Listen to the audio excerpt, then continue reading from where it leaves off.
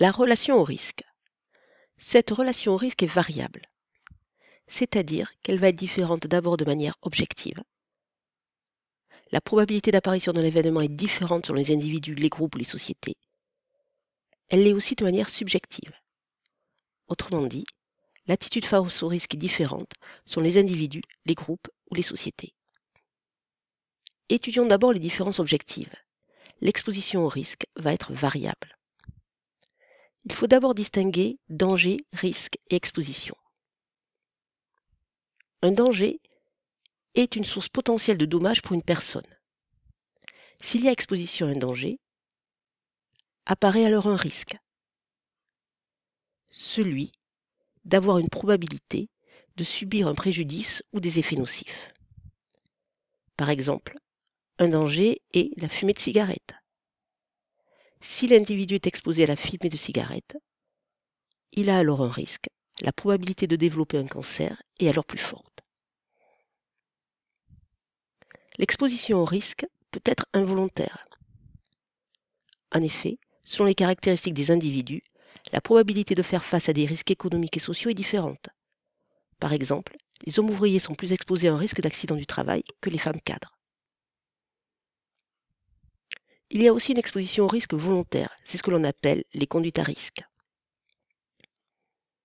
Une conduite à risque est un comportement susceptible de mettre en danger la santé ou la vie de celui qui les adopte. Il faut le distinguer de la prise de risque délibérée. Ici, c'est une conduite revendiquée. Les individus ont le sentiment de se mettre en danger. Par exemple, manger trop gras est une conduite à risque, même si les individus n'ont pas conscience de prendre un risque. En revanche, le freerunning, qui consiste à sauter sur un métro en marche, est une prise de risque délibérée. Les conduites à risque vont être différentes selon le genre. La probabilité d'adopter une conduite à risque est plus grande chez les hommes que chez les femmes. Par exemple, la conduite en état alcoolique. Cela peut s'expliquer par la socialisation genrée, comme le démontre Baudelot et Stablé. Ainsi, la culture masculine est plus basée sur la lutte et la compétition, alors que la culture féminine est basée sur l'entraide et le respect d'autrui. Les conduites à risque sont aussi différentes selon l'âge. La probabilité d'adopter une conduite à risque est plus grande chez les jeunes que chez les plus âgés. Par exemple, la consommation de cannabis. Cela s'explique par la recherche de transgression des règles. En effet, c'est une étape de transition vers la dépendance. Ensuite, les jeunes ont le sentiment d'affronter le monde et d'en retirer un sentiment de puissance. Les conduites à risque peuvent aussi être différentes selon le milieu social. Ainsi, la probabilité d'adopter une conduite à risque est plus grande dans les catégories populaires que dans les catégories favorisées. Par exemple, la conduite automobile. Là aussi, on peut mettre en avant plusieurs explications. La première est la sous-estimation du danger. La seconde est le rapport à la santé plus éloigné dans les catégories populaires que dans les catégories favorisées. Il y a par exemple peu de prévention médicale.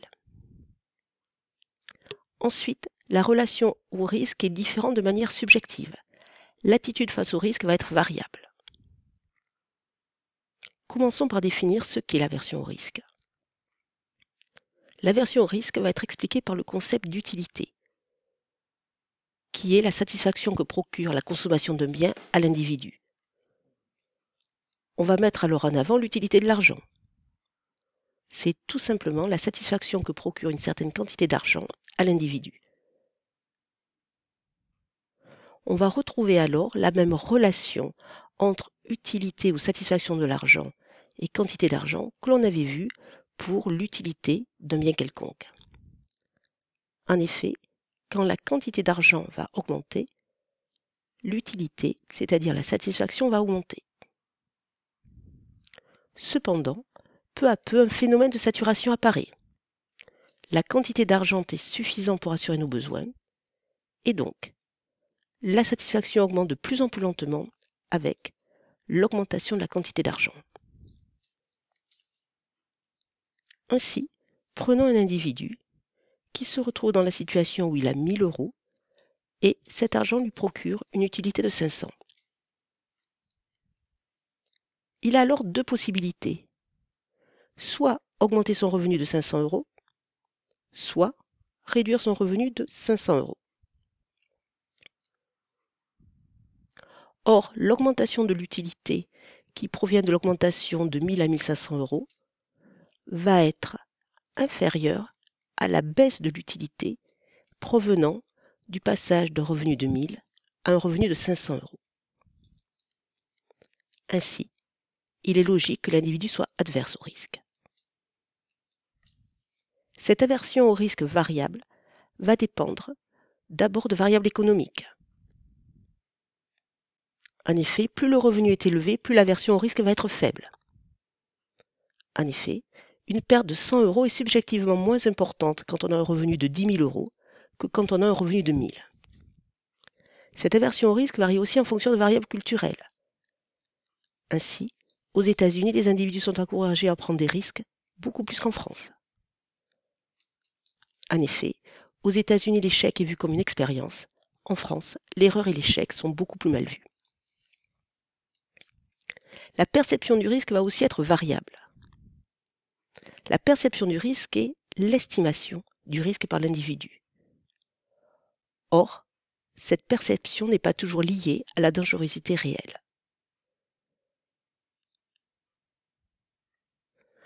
En effet, la perception du risque va varier en fonction de l'événement. Ainsi, un événement rare mais aux conséquences catastrophiques va être jugé plus risqué qu'un événement fréquent mais moins catastrophique. Ainsi, le risque d'un trajet en avion est jugé plus grand qu'un trajet en voiture. Cette perception du risque dépend aussi de variables culturelles, d'abord entre pays, et d'abord des valeurs de la société. Par exemple, en Allemagne, le risque lié aux centrales nucléaires est jugé plus élevé en Allemagne qu'en France.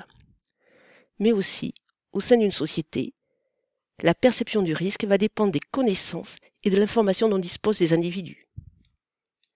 Ainsi, l'estimation du risque est plus faible pour les catégories qui ont un niveau élevé de connaissances scientifiques.